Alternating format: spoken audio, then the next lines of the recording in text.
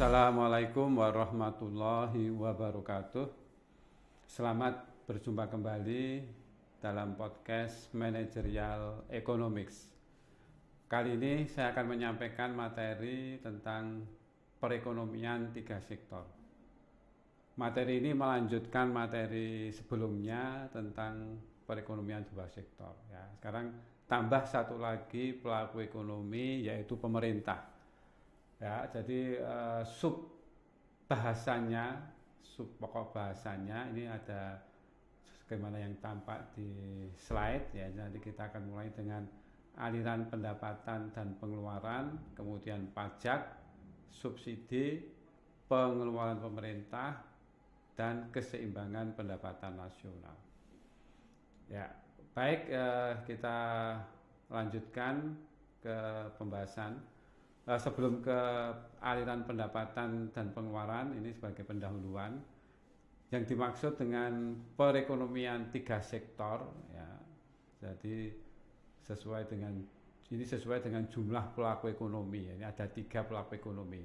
Perekonomian tiga sektor adalah perekonomian yang terdiri dari rumah tangga, perusahaan, dan pemerintah ya. Jadi dalam model ini sudah ada campur tangan pemerintah dalam perekonomian. Ya, campur tangan pemerintah dalam perekonomian ini ditunjukkan melalui variabel pajak, pengeluaran pemerintah, dan subsidi. Ya, jadi pemerintah ya, dalam ekonomi makro ini pemerintah ini memiliki peranan yang penting, bahkan sangat penting, yaitu mengarahkan jalannya perekonomian. Ya, jadi di sini untuk mengarahkan jalannya perekonomian ini dalam analisis ini dibatasi melalui variabel pajak, pengeluaran pemerintah, dan subsidi. Ya, ini sebagai pendahuluan. Kemudian kita masuk ke aliran pendapatan dan pengeluaran. Pertama, aliran pendapatan. Jadi ini aliran pendapatan yang diterima dari masing-masing pelaku ekonomi. Ya. Ini. Pertama, aliran pendapatan yang diterima oleh rumah tangga dalam perekonomian tiga sektor. Ini lebih lengkap ya. Jadi rumah tangga ini menerima pendapatan dari perusahaan ya, yang berupa pendapatan faktor produksi yang terdiri dari upah atau gaji, sewa, bunga, dan laba. Ini diterima dari perusahaan. Kenapa? Karena rumah tangga berkontribusi dalam kegiatan produksi yang dilakukan oleh perusahaan. Selanjutnya, rumah tangga ini juga akan menerima upah dan gaji yang diterima dari pemerintah. Jadi sebagian rumah tangga atau masyarakat ya, masyarakat rumah tangga ini sebagian ini bekerja pada sektor pemerintah. Nah, maka mereka akan menerima upah dan gaji yang diterima dari pemerintah. Ini kalau di negara kita yang dikenal sebagai PNS ya, PNS atau ASN, aparatur sipil negara. Ini kan pendapatannya ini bersumber dari pemerintah, dari anggaran pemerintah. Ya, kemudian pendapatan yang diterima oleh perusahaan selanjutnya ini perusahaan itu akan menerima pendapatan dari penjualan barang dan jasa baik kepada rumah tangga maupun kepada pemerintah. Ya. Kemudian pendapatan yang diterima oleh pemerintah, dari mana sumber penerimaan atau pendapatan pemerintah ini adalah dari pembayaran pajak. Pembayaran pajak baik oleh rumah tangga maupun oleh perusahaan. Ini. Jadi pemerintah ini adalah suatu institusi yang diberi amanah ya untuk mengelola sebuah negara. Ya, mengelola sebuah negara untuk kesejahteraan rakyat kan gitu, untuk pemerintah. Nah, maka untuk mengelola sebuah negara, menjalankan roda pemerintahan, itu pemerintah perlu penerimaan atau pendapatan. Ya, salah pendapatan yang pokok oleh negara, tepatnya pendapatan oleh negara dan negara yang dikelola oleh pemerintah. Ini bersumber dari pajak. Ya, ini. Maka pajak itu penerimaan bagi negara adalah penerimaan atau pendapatan. Ya, ini aliran pendapatan ya. Kemudian kita ke aliran pengeluaran ya. Ya, aliran pengeluaran dari masing-masing pelaku ekonomi. Pertama, rumah tangga ini akan digunakan untuk pengeluaran konsumsi, tabungan, dan membayar pajak. Ya. Kalau perekonomian dua sektor hanya untuk konsumsi dan tabungan. Nah, dengan adanya pemerintah, maka rumah tangga ini juga akan membayar pajak ya, tadi. Ini. Ya, kemudian begitu juga pengeluaran oleh perusahaan. Ya, di samping membeli faktor produksi dari rumah tangga, juga perusahaan itu membayar pajak. Ini. Jadi maka pajak ini bagi rumah tangga dan juga bagi perusahaan ini adalah beban ya, beban yang ini adalah kewajiban yang harus dipenuhi oleh rumah tangga maupun perusahaan yang sudah terkena kewajiban tentunya diatur undang-undang. Kemudian pemerintah ini pengeluarannya ini untuk membeli barang dan jasa yang dihasilkan perusahaan. Pemerintah pun juga melakukan belanja barang dan jasa, terutama kepada perusahaan, dan juga untuk membayar gaji dan upah kepada rumah tangga. Ini pengeluaran yang dilakukan pemerintah. Pengeluaran ini terutama ya dibiayai dari pajak tadi. Ini aliran pendapatan dan aliran pengeluaran dari masing-masing pelaku ekonomi ya, dalam perekonomian tiga sektor. Ya, kita masuk sekarang khusus ke variabel pajak ya. Jadi pajak itu merupakan instrumen oleh pemerintah, yang dilakukan oleh pemerintah untuk menjalankan atau untuk mengarahkan perekonomian ya, atau untuk mengambil kebijakan di bidang fiskal ini melalui pajak ya. Ini nah sekarang kita ke pajak ya ini. Jadi bagi negara pajak ini adalah penerimaan atau instrumen yang bisa digunakan untuk mengarahkan jalannya perekonomian. Ini pajak ya. Adanya pajak ini akan mengurangi besarnya konsumsi dan tabungan dari rumah tangga. Dalam perekonomian tiga sektor, konsumsi dan tabungan itu merupakan fungsi dari pendapatan disposable ya, pendapatan disposable atau notasinya atau simbolnya YD ya. YD ya, di mana YD itu Y dikurangi T. Jadi YD pendapatan disposable itu sama dengan pendapatan nasional dikurangi pajak. T itu pajak ya, dari kata tax ya, pajak. Kemudian sehingga fungsi konsumsi dan fungsi tabungan dalam perekonomian tiga sektor dengan adanya pajak ini menjadi C sama dengan A plus B YD. Begitu juga S ini sama dengan min A plus 1 min B YD.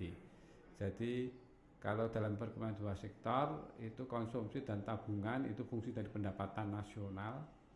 Nah, dalam perekonomian tiga sektor ini berubah menjadi fungsi dari pendapatan disposable.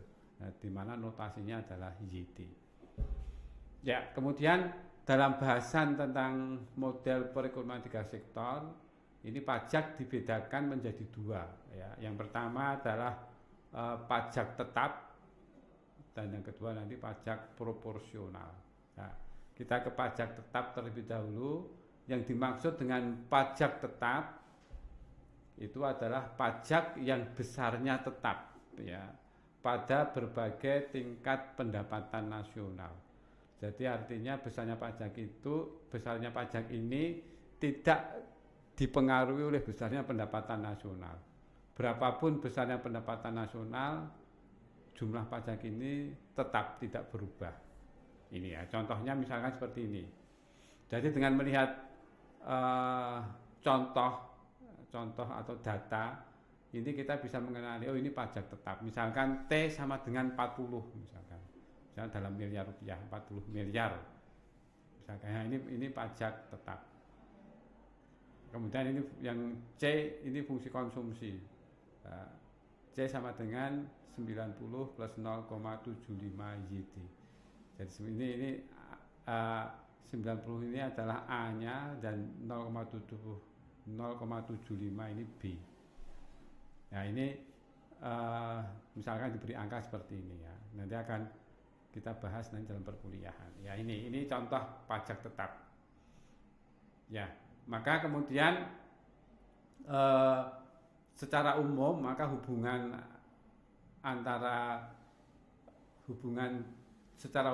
tersebut ya dapat ditulis ini besarnya pajak T itu sama dengan delta besarnya perubahan YD pendapatan disposable ini, yaitu di mana MPC kali besarnya T ditambah MPS kali besarnya T itu besarnya pajak. Nah itulah sebesar pajak ini ya, ini pajak tetap ya. Kemudian kita ke pajak proporsional ya. Pajak proporsional ini yaitu besarnya pajak yang ditetapkan dengan persentase tertentu dari pendapatan nasional. Dengan persentase tertentu ya. Dari data kita bisa mengenalinya, misalkan seperti ini. Misalkan T sama dengan 0,2 Y. Ini 0,2 ini persen, artinya besarnya pajak ini 20% dari besarnya pendapatan nasional. Jadi di sini besarnya pajak ini ditentukan atau dipengaruhi oleh besarnya pendapatan nasional. Ya, semakin besar pendapatan nasional, maka semakin besar pula pajaknya. Ini 0,2 itu 20% dari pendapatan nasional. Ya ini sama dengan pada pajak tetap. Jadi pada pajak proporsional pun ini berapa besarnya pajak ini tergantung masing-masing, tergantung besarnya MPC dan MPS dikalikan besarnya pajak ini. Nah, MPC kali T plus MPS kali T. Nah ini ya, ini tentang pajak tetap dan pajak proporsional ya. Nanti akan kita bahas lebih detail dalam perkuliahan. Ya, selanjutnya kita ke variabel subsidi. Ini. Nah, subsidi ini lawan dari pajak ya. Lawannya kalau pajak itu mengurangi konsumsi dan tabungan, kalau subsidi ini justru menambah konsumsi dan tabungan. Ya, tapi kalau pajak itu membebani rumah tangga dan juga perusahaan, membebani karena itu ada pembayaran. Kalau bagi negara adalah penerimaan, tapi sebaliknya kalau subsidi ini bagi rumah tangga dan perusahaan itu adalah yang diharapkan. Yang diharapkan akan menambah daya beli, menambah konsumsi dan juga tabungan. Tetapi membebani anggaran negara. Bagi negara ini adalah beban subsidi. Jadi subsidi ini bersifat positif, mendorong atau meningkatkan konsumsi. Kalau pajak mengurangi, itu subsidi lawan dari pajak ya. Dengan demikian lawannya. Ini kemudian kita ke pengeluaran pemerintah ya. Pengeluaran pemerintah ini notasinya nanti huruf G besar ya, kepanjangan dari government expenditure ya, huruf G. Pengeluaran pemerintah itu terutama dibiayai dari penerimaan pajak. Penerimaan pajak tadi akan digunakan untuk membiayai pengeluaran pemerintah ya, termasuk untuk belanja, yang penting untuk belanja barang dan jasa. Ini pemerintah membangun sarana dan prasarana umum, penyediaan sarana dan prasarana umum untuk masyarakat. Nah ini contoh dari pengeluaran pemerintah. Ya, besarnya pengeluaran pemerintah ini diantaranya ditentukan oleh proyeksi jumlah pajak yang diterima, ya, perkiraan jumlah pajak yang diterima, semakin besar penerimaan pajak, nanti semakin besar pula pengeluaran pemerintah. Kemudian tujuan ekonomi yang ingin dicapai, yaitu dalam melalui kebijakan fiskal. Kalau pemerintah melakukan kebijakan fiskal yang bersifat ekspansif, maka pemerintah akan memperbesar pengeluaran pemerintah ini. Ya, nanti ada materi, ada bahasan tentang kebijakan ekonomi nanti ya di pertemuan selanjutnya. Kemudian pertimbangan politik dan keamanan, ya, seperti saat-saat ini ya, nanti mungkin di tahun depan ini ada pemilu misalkan, ini pengeluaran pemerintah akan semakin besar ya. Pertimbangan politik dan keamanan. Ini pengeluaran pemerintah, notasinya huruf G ya. Kemudian sekarang kita masuk ke bahasan selanjutnya, yaitu tentang keseimbangan pendapatan nasional ya, atau pendapatan nasional equilibrium, baik pada sistem pajak tetap maupun pajak proporsional. Ini syarat keseimbangan ini dalam perekonomian 3 sektor, Y sama dengan C plus I plus G, jadi ditambah ada G ini ya.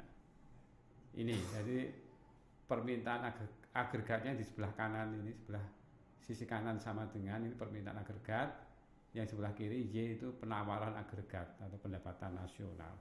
Nah kemudian ini diuraikan seperti ini. Jadi yang C itu disebut variabel endogen, dinyatakan dalam persamaan. Kemudian kalau I dan G itu diperlakukan sebagai variabel eksogen, jadi nilainya sudah tertentu, maka dalam persamaan ya tidak berubah seperti itu. Ya, kemudian akhirnya diperoleh rumus yang paling bawah ini yang berwarna merah.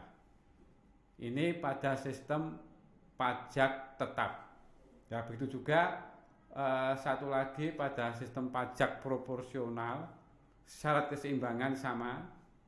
Ya, Y sama dengan C plus I plus G. Cuma ini kemudian diurai ya. Diurai akhirnya menjadi yang paling bawah berwarna merah ini. Y sama dengan 1 per 1 min B plus BT ya, dikalikan A plus I plus G. Jadi ada perbedaan dengan pada pajak tetap di muka tadi. Ya, nanti akan kita bahas dalam perkuliahan serta dengan contoh-contoh dalam angka. Nah, secara apa itu dalam angka maupun dalam grafik. Ya, demikian materi kita tentang perekonomian 3 sektor. Saya akhiri. Wassalamualaikum warahmatullahi wabarakatuh.